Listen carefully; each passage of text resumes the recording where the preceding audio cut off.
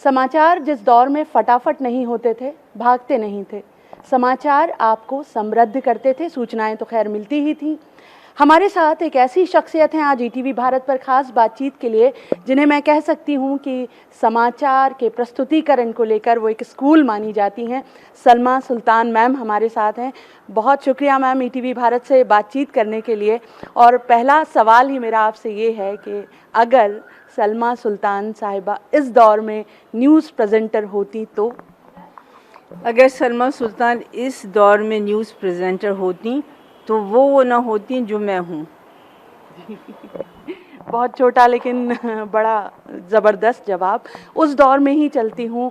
और जब मैं खुद भी और हम मेरे जैसे बहुत सारे लोग आपको देखकर समाचार को सुनने की तमीज़ सीख रहे थे, लफ्ज़ों से हम लोग वाकिफ़ भी होते थे, नए नए लफ्ज़ों से, तो उस दौर में वो कौन सा ऐसा एक समाचार था जो आज भी आपके जहन से नहीं निकल पाया?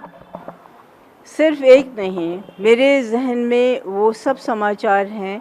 अगर आप दुखद घटनाओं की बात करें तो हमने तकरीबन हर दुखद घटना को पहुंचाया अब तक, तो वो सभी मेरे शऊर का हिस्सा हैं। तो मैं ये नहीं कह सकती कि कोई एक समाचार। लेकिन कोई एक तो होता है ना जो कभी निकलता नहीं है, कि वो उस वक्त बड़ा चुनौतीपूर्ण रहा हो आपके लिए, वो समाचार अचानक से आया हो और आप लाइव हों, टेलीकास्ट लाइव चल रहा हो, तो वो कोई एक वाकया अगर याद आता हो? नहीं, मैं इसका जवाब फिर आपको यही दूंगी कि इतने अनगिनत ऐसे वाक़यात हुए हैं जो हमने सुनाए हैं लोगों को एज ए न्यूज़ रीडर। और एज ए न्यूज़ रीडर हम लोगों ने यही मान के हमेशा अपना काम निभाया है कि न्यूज़ रीडर को बिल्कुल ऑब्जेक्टिवली अपने काम को करना है, क्योंकि वहाँ पर हमारी पसंद नापसंद, ज़ाती दुख या दुख ना हो उसका मतलब नहीं होता है।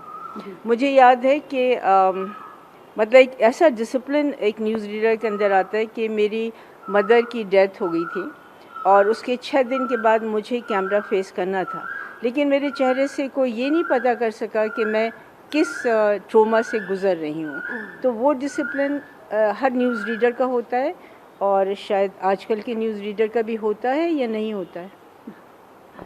इसी से जुड़ा सवाल मैम कि अब तो तकनीक काफ़ी हावी है और तकनीक ने बहुत आसान भी कर दिया है सब कुछ, और गलतियां भी उस तरह से पकड़ी नहीं जाती क्योंकि सैलाब है सूचनाओं का। लेकिन आप जिस वक्त समाचार पढ़ रही थी, पूरा देश आपको देखता था, समाचार आने का माध्यम एक ही था, दूरदर्शन था। तो उस वक्त कभी ऐसी कोई तकनीक से जुड़ा हुआ कुछ ऐसा हुआ हो जिसको आपने बड़े करीने से संभाल लिया हो? क्योंकि पर्दे के उस पार की बातें तो आपको ही पता है और वही दर्शक आपके ज़रिए अभी जान सकते हैं। हाँ, बहुत बातें होती थी और हर वक्त ही कुछ ना कुछ गूफ अप होता रहता था। तो मुझे एक बात याद आ रही कि आपने देखा होगा कि हम लोग पहले तो कुछ नीचे देख कर पढ़ते थे, फिर एक वक्त आया कि टेलीप्रॉम्प्टर आ गया। तो टेलीप्रॉम्प्टर ये होता था कि सामने लिखा हुआ आता था और एक आदमी इधर बैठ के उसकी मशीन को रोल करता था, तो वो चीज़ जो है वो लाइंस हमें दिखाई देती थी। होता ये था कि हमारे के जो टाइपराइटर्स है वो बेचारे पुराने हो गए थे, आजिज़ आ चुके थे, तो उसकी जो तीलियाँ थीं वो उचकने लगी थीं। मतलब अपनी मर्ज़ी से कहीं खा चला जाता था, कहीं का चला जाता था, क्योंकि वो भी आजिज़ आ गए थे, उनको बदला ही नहीं जाता था। तो खैर बहरहाल, तो हम लोगों की बहुत सी न्यूज़ जो होती है एन मौके पे आती थी। अब हम लोग तो आपके सामने न्यूज़ पढ़ रहे होते थे, इतना हिस्सा दिखाई दे रहा है, और वो पेपर्स प्रोड्यूसर ला के हमारे सामने रखते जाते थे जो टेलीप्रॉम्प्टर पर आ रहे होते थे।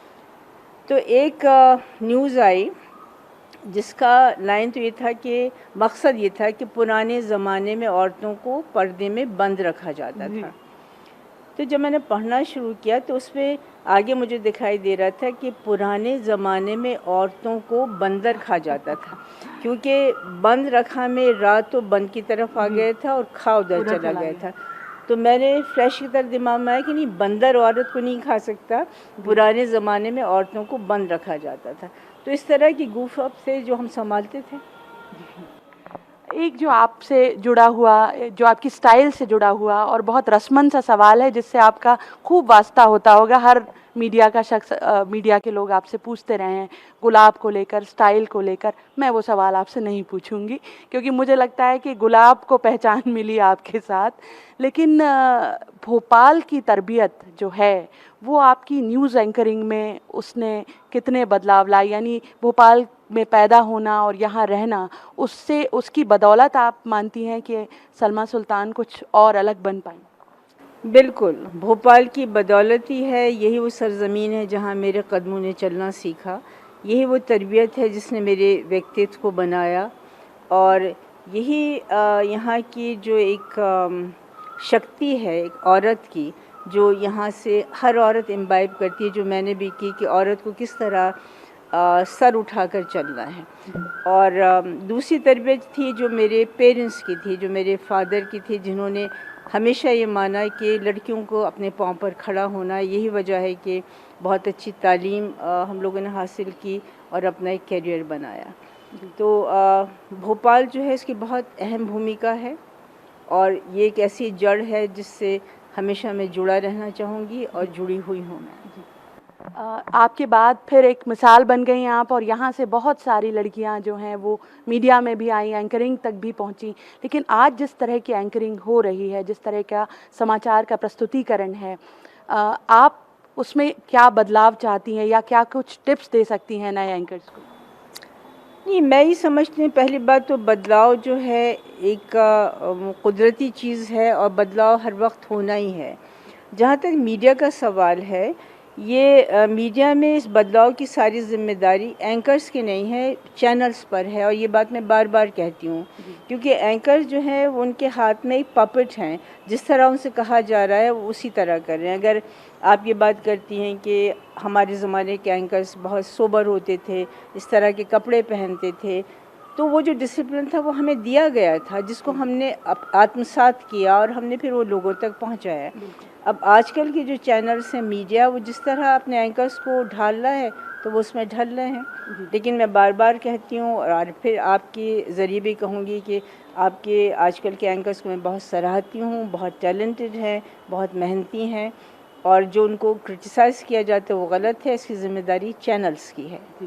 आखिरी सवाल आपसे, जो आप कह रही हैं कि वक्त के साथ सब बदल रहा है और बदलाव इस हद तक भी आ गया, पपेट भी आपने जैसे कहा, और वाकई अब पपेट आने वाले हैं, जो एआई की बात हो रही है, एआई एंकर आ रहे हैं, आपको लगता है वो समाचारों के साथ इंसाफ कर पाएंगे? देखिए, बात इंसाफ और नाइंसाफ़ी की नहीं, बात इस बात की है कि टेक्निकली हम कहाँ जा रहे हैं, इस दौड़ को कहाँ रुकेगी ये दौड़, तो ये तो वक्त ही उसका जवाब देगा। लेकिन मैं समझती हूँ कि जो इंसान है उसका रिप्लेसमेंट रोबोट तो नहीं हो सकते हैं ना, अगर होगा तो ये बहुत अनफॉर्चुनेट होगा। हमसे बात करने का बहुत बहुत शुक्रिया मैम। कैमरामैन फैज़ान खान के साथ शिफाली, ईटीवी भारत के लिए।